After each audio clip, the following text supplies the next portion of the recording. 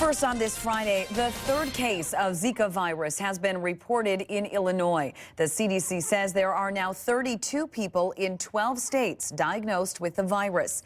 And as NBC 15's Jaleesa Irizarry explains, it's starting to have an impact here in Wisconsin.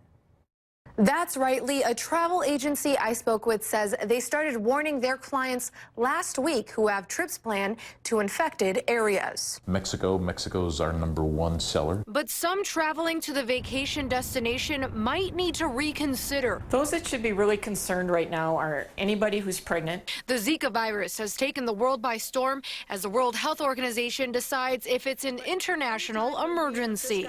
The level of alarm is extremely high. It is now spreading explosively. Though a lot is unknown about the mosquito-borne disease, Ellen Smith, a nurse epidemiologist, says most people would only see minor symptoms. About 80% of the people that have it don't even have any symptoms.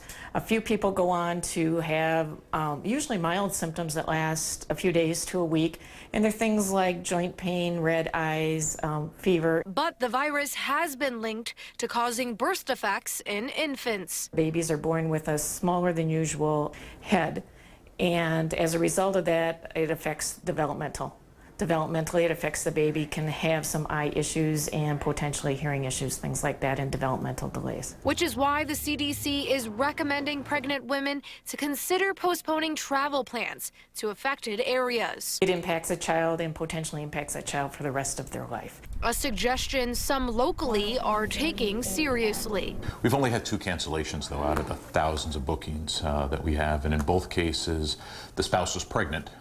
So it's very prudent for people who are pregnant or who are considering getting pregnant, maybe to consider postponing their trip or going somewhere else. Currently, no vaccine exists to prevent the Zika virus. If you have any concerns, the CDC has a full website with details, including which areas are affected and preventative measures. You can find that link on NBC15.com. Just click on News Links. Jaleesa, thanks. The World Health Organization says it's having an emergency meeting on Monday to decide if the outbreak should be considered an international health emergency. Airlines have begun offering refunds to people who've booked flights to affected countries.